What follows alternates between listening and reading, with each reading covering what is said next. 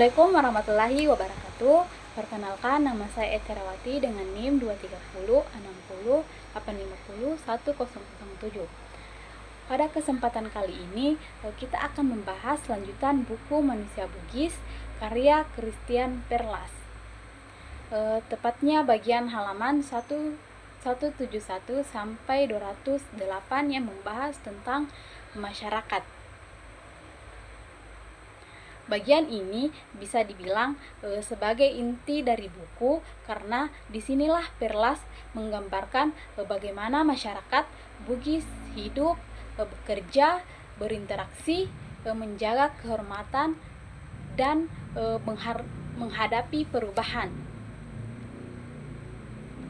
Kita akan menemukan berbagai topik menarik seperti lapisan sosial, peran gender, konsep ciri sebagai kehormatan, sistem kekerabatan, dan tradisi merantau yang membuat orang Bugis dikenal di seluruh dunia. Tugas video ini bukan hanya sekedar menjelaskan isi buku, tetapi juga mengajak kita memahami nilai-nilai yang digambarkan Perlas masih relevan sampai sekarang. Jadi, mari kita mulai membahasnya secara perlahan dan mendalam. Bagian yang pertama itu struktur sosial orang Bugis. Di sini Perlas menjelaskan bahwa masyarakat Bugis tidak hidup secara homogen, tetapi terbagi dalam lapisan sosial. Ada 3 kelompok besar yang dijelaskan. Yang pertama itu kaum bangsawan atau Arun. Mereka adalah pemimpin, pemilik tanah, dan simbol kebangsawan. Di kehidupan mereka dijalani dengan penuh aturan, terutama soal perkawinan. Misalnya, bangsawan biasanya hanya menikah dengan sesama bangsawan untuk menjaga garis keturunan. Yang kedua itu ada rakyat biasa. Mereka merupakan mayoritas seperti petani, nelayan, pedagang, tukang, dan tukang. Semuanya termasuk dalam kelompok ini. Menariknya, meskipun tidak punya gelar, mereka dihormati hingga sukses secara ekonomi atau mampu menjaga diri. Dan yang ketiga itu budak pada masa lalu. Status budak biasanya muncul dari tawanan perang, jeratan hutang, atau keturunan budak. Meski kini sudah tidak ada lagi jejak sejarahnya, tetap tercatat sebagai bagian penting dari stratifikasi sosial Bugis. Yang menariknya, penjelasan Perlas adalah bahwa status sosial di Bugis tidak hanya ditentukan oleh harta atau darah bangsawan, tetapi oleh ciri atau rasa malu, harga diri, dan kehormatan. Seorang rakyat biasa yang menjaga dirinya dengan baik bisa lebih dihargai dibandingkan dengan yang tidak menjaga kehormatan. Hal ini diperlihatkan betapa orang Bugis menempatkan moralitas dan integritas sebagai ukuran utama dalam kehidupan sosial. Yang kedua itu membahas tentang gender dan identitas sosial. Di salah satu bagian yang paling sering menarik perhatian peneliti adalah soal gender dalam masyarakat Bugis. Tidak seperti budaya lain yang biasanya hanya mengenal laki-laki dan perempuan, orang Bugis memiliki 5 kategori gender. Yang pertama itu orane atau laki-laki, yang kedua makunrai atau perempuan, yang ketiga itu ada calalai yang berarti perempuan yang mengambil peran sosial laki-laki, misalnya bekerja di bidang pertanian atau pelayaran. Yang keempat itu calabai atau laki-laki yang berperan sosial sebagai perempuan, misalnya dalam urusan rumah tangga atau bahkan dipercaya menjadi penyelenggara pesta di pernikahan.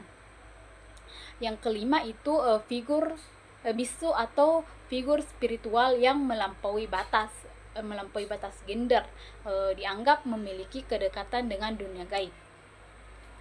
Perlas menekankan bahwa keberadaan bisu bukan sekedar fenomena sosial, melainkan juga fenomena religius. Bisu dianggap suci karena mampu menengahi dunia manusia dengan dunia roh. Mereka memimpin upacara adat, menjaga benda-benda pusaka, dan menjadi simbol harmoni. Dari sini kita bisa lihat bahwa Bugis sejak dulu memiliki pemahaman inklusif tentang identitas. Mereka mampu menerima perbedaan gender sebagai bagian dari kehidupan sosial dan spiritual, bukan sebagai penyimpangan. Bisa kita bayangkan betapa uniknya masyarakat Bugis jika dibandingkan dengan budaya lain di Indonesia maupun di dunia. Karena mereka mengakui keragaman gender ini secara formal dan struktur sosialnya. Yang ketiga itu ada tentang siri atau jantung kehormatan manusia, kehormatan Bugis. Di konsep ini, jika ada satu konsep yang tidak bisa dilepaskan dari orang Bugis, itu adalah siri. Siri adalah rasa malu, harga diri, dan kehormatan. Bagi orang Bugis, lebih baik mati daripada kehilangan siri. Ada beberapa bentuk siri yang dijelaskan. Yang pertama itu siri dalam hubungan. Siri dalam hubungan keluarga, misalnya ketika janji pernikahan dilanggar. Yang kedua itu adalah siri dalam hubungan sosial, misalnya ketika seseorang dipermalukan di depan umum. Yang ketiga, siri dalam ranah ekonomi, misalnya seseorang gagal membayar hutang atau membuat curang. Di sini Perlas memberi contoh bahwa siri bisa berfungsi sebagai penjaga moralitas. Dengan adanya siri, orang Bugis terdorong untuk bekerja sama, menjaga ucapan, dan tidak berbuat sembarangan. Namun, di sisi lain, siri juga bisa menjadi pemicu konflik. Banyak perang antar keluarga, bahkan antar kampung yang meletus karena persoalan siri. Siri inilah yang membuat masyarakat Bugis dikenal sebagai komunitas yang sangat menjunjung tinggi kehormatan. Bahkan tradisi merantau, tujuan utama orang Bugis adalah menjaga siri keluarga. Pergi jauh, berjuang, dan kembali dengan keberhasilan sebagai bukti bahwa martabat mereka tidak runtuh. Yang keempat, ekonomi, perdagangan, dan tradisi merantau. Dalam hal ekonomi, orang Bugis terkenal ulet dan tangguh. Petani itu mengolah sawah dan ladang dengan tekun. Nelayan berani menghadapi lautan luas, bahkan sampai ke perairan jauh. Yang ketiga itu pedagang gigih, berani mengambil risiko, dan pawai beradaptasi dengan pasar. Namun yang paling khas adalah tradisi Mapasompe atau merantau. Makna Mapasompe, merantau bukan sekadar mencari makan, melainkan jalan untuk menjaga siri. Mereka yang berhasil pulang dari rantau dengan harta atau ilmu baru akan dianggap mengangkat martabat keluarga. Sebaran perantau Bugis. Orang Bugis tidak hanya tersebar di seluruh bagian Indonesia, tetapi juga ke beberapa luar daerah seperti luar kota atau luar negara seperti Malaysia, Singapura, Brunei, Thailand, bahkan sampai ke Australia. Etos kerja keras. Mereka tidak takut risiko, baik di laut maupun di darat. Mereka percaya keberhasilan di rantau adalah cara untuk membanggakan keluarga di kampung. Tradisi merantau inilah yang membuat orang Bugis dikenal sebagai bangsa pelaut dan pedagang. Yang kelima itu sistem kekerabatan dan nilai timbal balik. Perlas juga menjelaskan selain sirik dan merantau, aspek penting lain dalam masyarakat Bugis adalah sistem kekerabatan. Yang pertama itu ada keluarga besar. Kekerabatan Bugis bersifat bilateral, artinya garis keturunan ditarik dari ayah maupun ibu. Yang kedua itu asituruseng atau adalah sistem timbal balik antar kerabat. Jika satu keluarga punya hajatan, keluarga lain wajib membantu baik dengan uang, beras ataupun tenaga. Kelak kemudian bantuan itu akan dibalas saat keluarga lain mengadakan acara. Yang ketiga itu solidaritas sosial. Sistem ini menciptakan jaringan sosial yang kuat. Keluarga menjadi benteng utama ketika ada kesulitan. Namun modernisasi mengubah sebagian pola, yaitu perkawinan tidak lagi terlalu kaku mengikuti garis bangsawan. Yang kedua itu pendidikan membuka mobilitas sosial baru. Yang ketiga hubungan kekerabatan menjadi lebih longgar. Meski nilai dasar seperti siri dan solidaritas tetap hidup. Dengan kata lain, sistem kekerabatan Bugis adalah jaring pengaman sosial yang membuat masyarakat tetap kuat di tengah perubahan. Yang keenam itu hubungan patron klien. Di sini Perlas juga menekankan pentingnya sistem patron klien dalam kehidupan Bugis yang dikenal sebagai punggawa sawi. Yang pertama itu patron atau punggawa, biasanya bangsawan, pemilik tanah atau orang kaya. Mereka memberi perlindungan modal atau akses sumber daya. Yang kedua klien atau sawi, biasanya rakyat kecil, petani dan nelayan.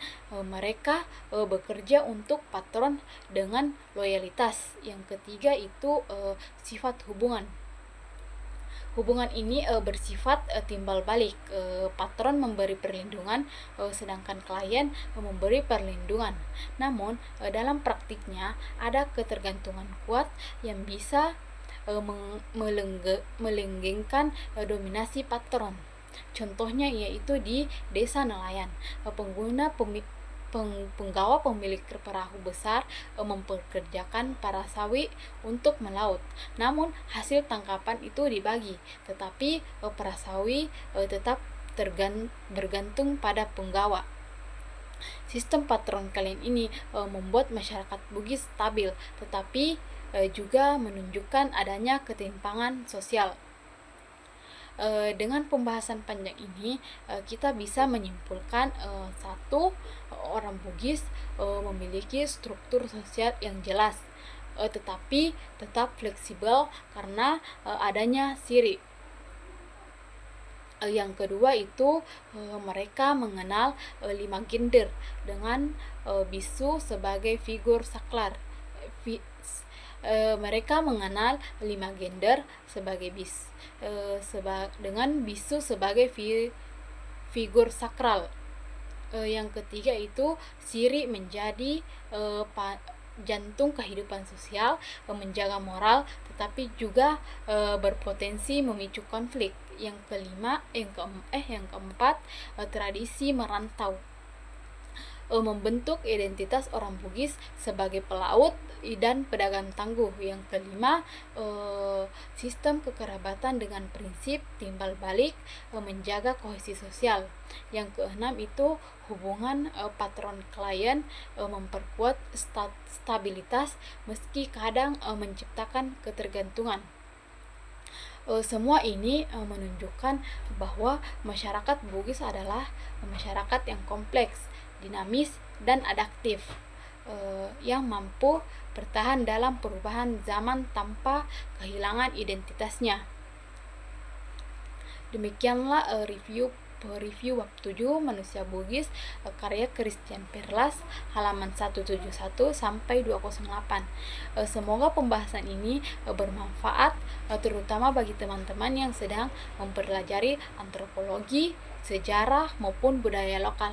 Sekian dan terima kasih. Assalamualaikum warahmatullahi wabarakatuh.